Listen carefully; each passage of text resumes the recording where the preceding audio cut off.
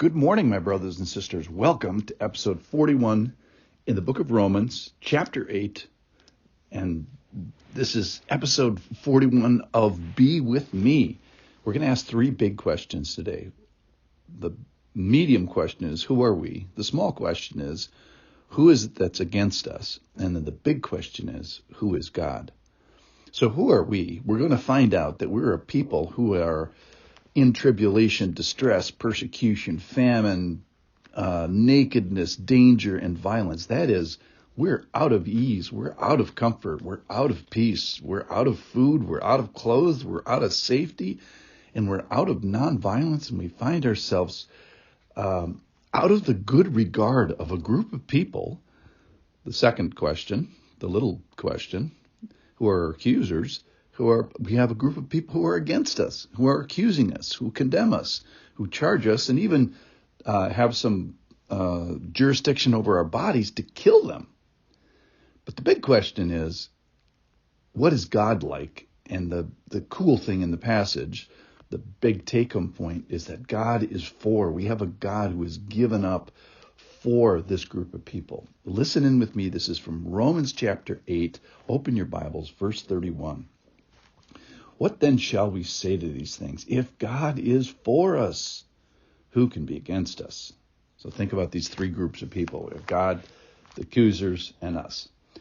He who did not spare his own son, but gave him up for us all, how will he not also, with him, graciously give us all things?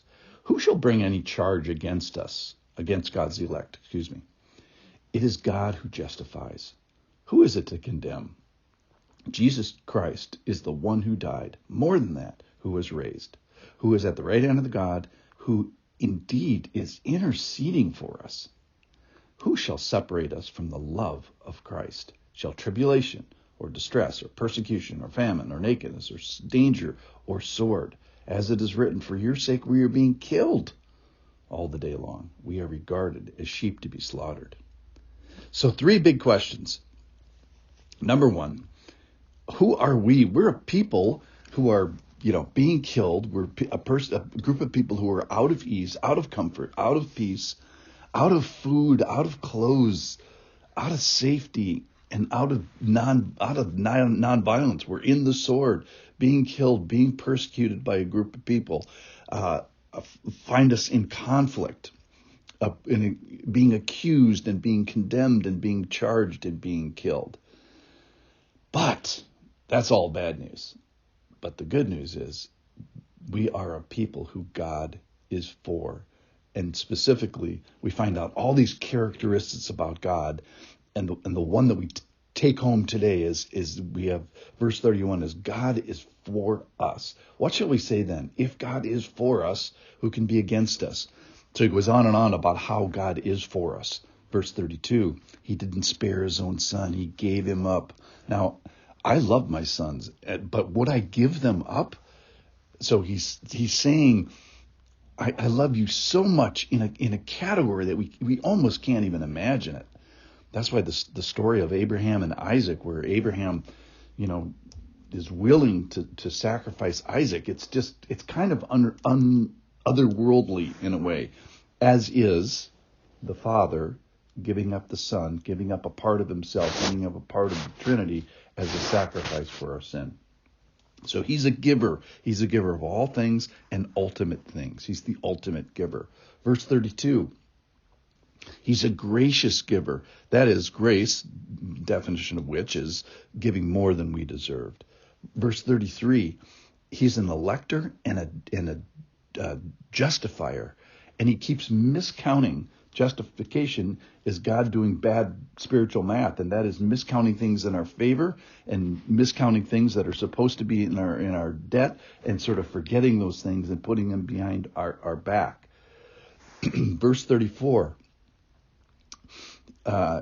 we find that the Lord is born Christmas Day, died, and was raised. So this incredible power. And then we find him not on the sidelines. We find him at the right hand of the Father interceding for us. We have a God that intercedes for us. Again, for us. That's the big statement in the take-home point for today is we have a God who is for us.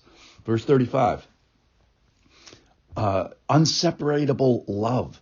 We have this lover that is perfectly unseparable from all these things, from his people, even when we're doing hard things, and even up to the point of martyrdom, we find that he is for us when we are for him, living our life, or as the case is, the example that's given here is in our death. So he's especially and specifically and ultimately for us when we are terminally, fatally for him. So then we have to ask, well, what about the accusers? Even though they're used as a foil to make this conversation here, we find that they're just, who's against us? Who can make a charge against a group of people, us, who have a God who is so for them? So who can be against us? Who can charge? Who can condemn us? Who can separate us? Who can kill us? Who can regard us as slaughterable? It just reduces them to nothing. So who are we? Again, we're people who are out of ease and out of comfort and out of clothes and out of safety. And who is God? Who are we? The most important thing is we are a people forward, F-O-R--E-D. That is, God is for. We are people forward. We are a people who God is for. So who are my accusers? They don't even merit mentioning. So the big take-home point today, in my opinion, is we are a people who God is for. What shall we say to these things? If God is for us, who can be against us? Answer is nobody. So I am of a people who God is interceding for. I am of a family that is justified before him. I am of a church who has this unseparability from the love of God. In short, I am a person who God is for. Let's pin that on our chest today and remember it as we go through our day. I am a person who God is for.